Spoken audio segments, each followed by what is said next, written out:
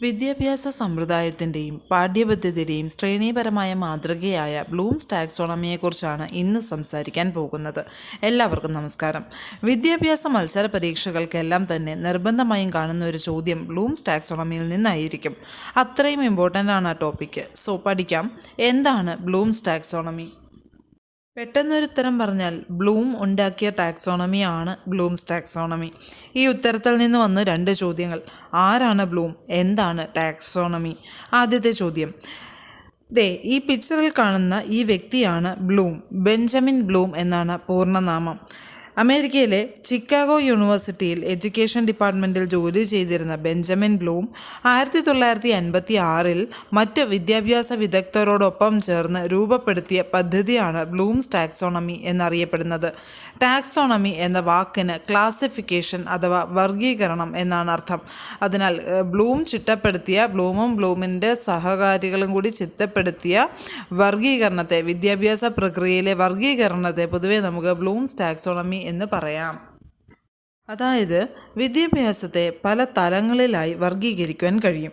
അങ്ങനെ പല തലങ്ങളായി വർഗീകരിച്ച് ഉയർന്ന ചിന്താശേഷി കുട്ടികളിൽ വളർത്തുക എന്നതും ആ പാഠ്യപദ്ധതി അനുസരിച്ച് അവയുടെ മൂല്യനിർണ്ണയ രീതികൾ ചിട്ടപ്പെടുത്തുക എന്നുള്ളതുമായ നൂതന ചിന്താ പദ്ധതിയാണ് ബ്ലൂംസ് ടാക്സോണമി ലക്ഷ്യം വെക്കുന്നത്. 1956 ബ്ലൂംസ് ടാക്സോണമി രൂപകൽപ്പന ചെയ്യുന്നത്. ഈ ശ്രേണീപരമായ സിദ്ധാന്തത്തിന് 2001 ഒരു പരിഷ്കരണം സംഭവിക്കുകയുണ്ടായി. 1956 ബ്ലൂംസ് ടാക്സോണമി, ബ്ലൂമിൻ്റെ നേതൃത്വത്തിലുണ്ടായ ഈ ശ്രേണീപരമായ ശൃംഖല പിന്നീട് പരിഷ്കരിക്കപ്പെടുന്നത് 2001 എന്നർത്ഥം. എങ്ങനെയാണ് ബ്ലൂംസ് ടാക്സോണമിയെ വർഗീകരിച്ചിരിക്കുന്നതെന്ന് നോക്കാം. വിദ്യാഭ്യാസ പാഠ്യപദ്ധതികളുടെ രൂപകൽപ്പനയിലും വിലയിരുത്തലിലും അവർക്കിടയിലുണ്ടാകുന്ന ആശയവിനിമയം സുഗമമാക്കുന്നതിലുമുള്ള ഒരു രീതിയാണ് ബ്ലൂംസ് ടാക്സോണമി എന്ന് പറയുന്ന ശൃംഖല. ബ്ലൂംസ് ടാക്സോണമിയുടെ സ്ട്രക്ചർ എടുത്ത് പരിശോധിച്ചാൽ 2 സബ് ഡിവിഷൻസ് അതിൽ കാണാനായിട്ട് കഴിയും. അതായത് ബ്ലൂംസ് ടാക്സോണമിയെ ആദ്യം 3ആയി തിരിച്ചിരിക്കുന്നു: cognitive domain, affective domain, psychomotor domain.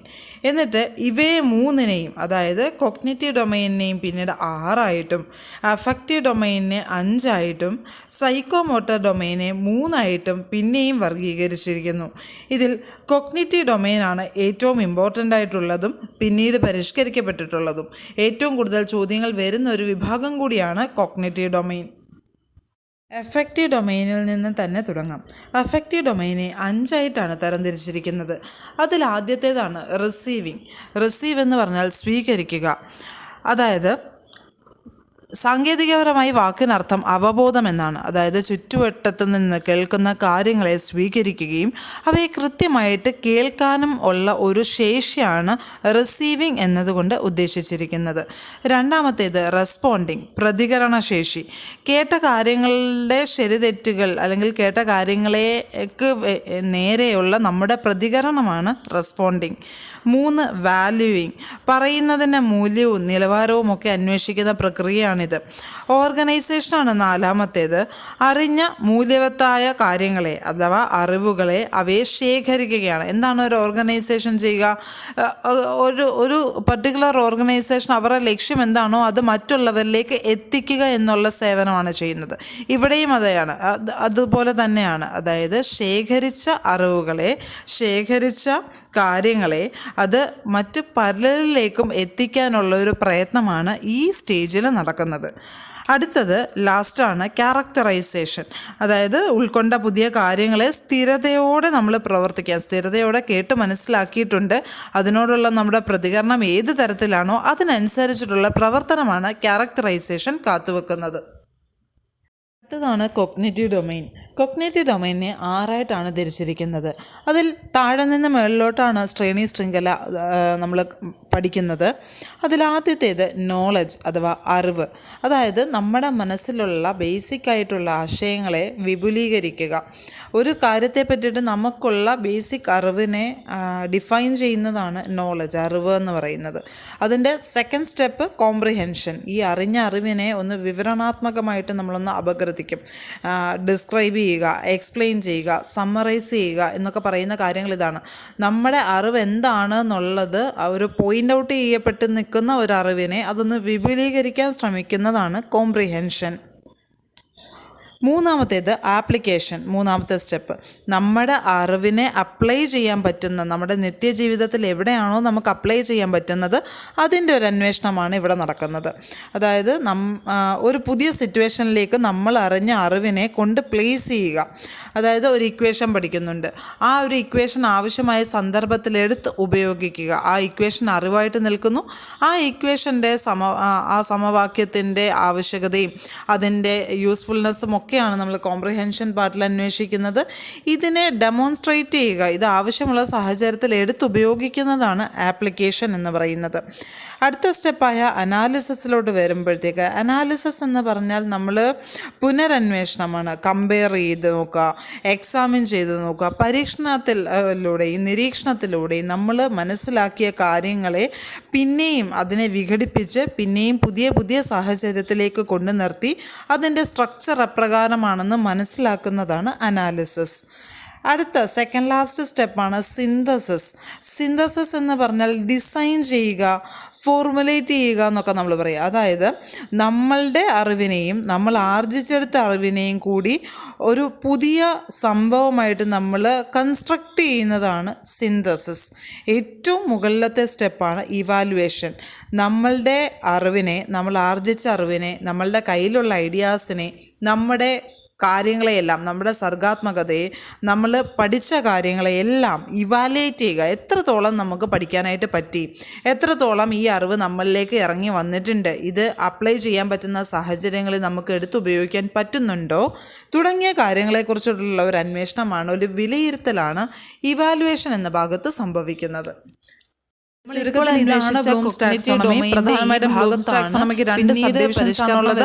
ആദ്യത്തെ subdivisions cognitive domain, affective domain, psychomotor domain എന്ന് പറയുന്ന ബേസ് ആയിട്ട് നിൽക്കുന്ന മൂന്ന് ഡൊമൈനിലൂടെ തുടങ്ങുകയും പിന്നീട് അവയ്ക്ക് സബ്ഡിവിഷൻസ് കൊടുത്തിട്ട് നമ്മുടെ ഫിസിക്കൽ അപ്രോച്ചും മെന്റൽ അപ്രോച്ചും എപ്രകാരമാണ് എന്നൊരു അന്വേഷണമാണ് ഈ ബ്ലൂംസ് ടാക്സോണമി. ഒരു വിദ്യാർത്ഥിയുടെ മനസ്സിലൂടെ അവനനുസൃതമായിട്ട് ഓരോ കുട്ടിയുടെയും ബൗദ്ധിക ചിന്താശേഷി നിലവാരം വിദ്യാഭ്യാസ പ്രക്രിയയെ എങ്ങനെ മാറ്റാം എന്നുള്ള ഒരു അന്വേഷണമാണ് അദ്ദേഹവും അദ്ദേഹത്തിന്റെ സംഘവും ഒരുമിച്ച് നടത്തിയിരിക്കുന്നത്. ഇതാണ് ബ്ലൂംസ് ടാക്സോണമിയെ കുറിച്ചുള്ള എല്ലാ കാര്യങ്ങളും ഇതിൽ ഉൾച്ചേർത്തിട്ടുണ്ടെന്ന് വിശ്വസിക്കുന്നതും ഇവിടെയാണ്. ബാക്കി സൈക്കോമോട്ടർ ഡൊമൈനും കൂടി ചർച്ച ചെയ്ത ശേഷം നമുക്ക് ബ്ലൂംസ് ടാക്സോണമിയിലെ പരിഷ്കരണത്തിനിടയിൽ സംഭവിച്ച മാറ്റം എന്ത് എന്നുള്ളത് അന്വേഷിക്കാം. സൈക്കോമോട്ടർ ഡൊമൈനെ പ്രധാനമായിട്ടും മൂന്നായിട്ട് നമ്മൾ തിരിച്ചിരിക്കുന്നു. Physical movement, coordination, use of motor skills. അതായത് നമ്മുടെ ചലനങ്ങളിലൂടെയുള്ള ഒരു അന്വേഷണമാണ് ഫിസിക്കൽ മൂവ്മെൻറ്റിലൂടെ ഉദ്ദേശിക്കുന്നത്. നമ്മുടെ അറിവുകളെ, നമ്മൾ ആർജിച്ചെടുത്ത അറിവുകളെ ഒക്കെ നമ്മൾ എപ്രകാരം വിനിയോഗിക്കുന്നു എന്നാണ് ഇവിടെ അന്വേഷിക്കുന്നത് ഫിസിക്കൽ മൂവ്മെൻറ്റിനകത്ത്. അടുത്തൊരു കോർഡിനേഷനാണ്. നമ്മുടെ അറിവ് നമ്മൾ സംജാതമാക്കുന്നത് സ്വയമല്ല, നമുക്കൊരു ടീം വർക്ക് എപ്പോഴും ഉണ്ടായിരിക്കും. അല്ലെങ്കിൽ ഒരാൾ പകർന്നു തരുന്ന അറിവ് ഒരു ഗ്രൂപ്പിലേക്കായിരിക്കും. നമ്മൾ നാളെ അറിവ് പകർന്നു കൊടുക്കാൻ പോകുന്നതും ഒരു ഗ്രൂപ്പിലേക്കായിരിക്കും. അപ്പം അവിടെ ഒരു ഏകീകരണം സംഭവിക്കുന്നുണ്ട്, അതാണ് കോർഡിനേഷൻ. അടുത്തത് യൂസ് ഓഫ് മോട്ടോർ സ്കിൽസ്. നമ്മുടെ ചിന്താശേഷിയെ, നമ്മുടെ ആന്തരിക അവയവങ്ങളെ നമ്മുടെ ചിന്താശേഷിക്ക് അനുസരിച്ച് ഉപയോഗപ്പെടുത്താനുള്ള കഴിവാണ് നമ്മുടെ യൂസ് ഓഫ് മോട്ടോർ സ്കിൽസ്.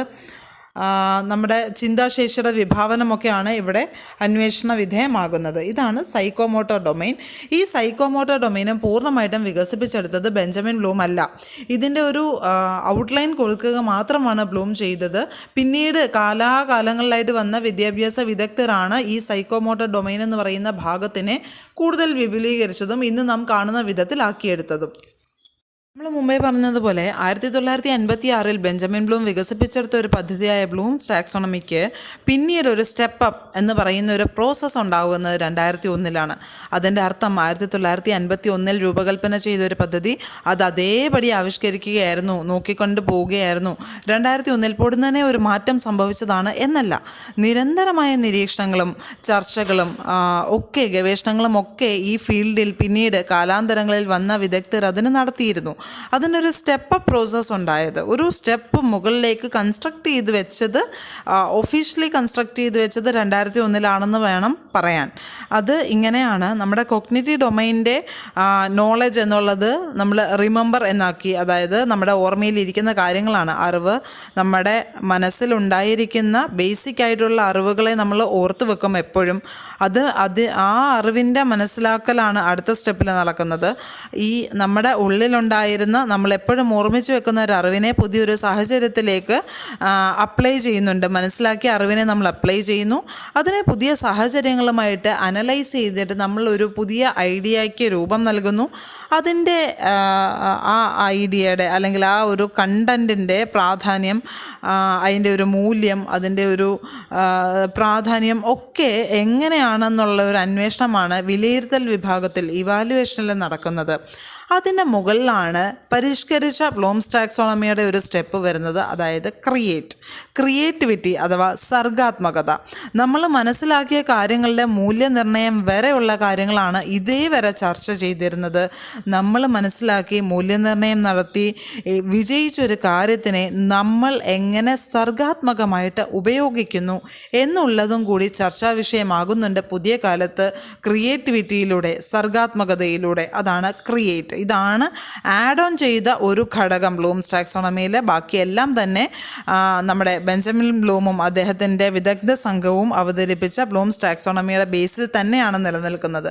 അതിൽ സൈക്കോമോട്ടർ ഡൊമൈൻ മാത്രമാണ് വ്യത്യസ്തമായിട്ടുള്ളൊരു കാര്യം ഉപയോഗിക്കുന്നത്.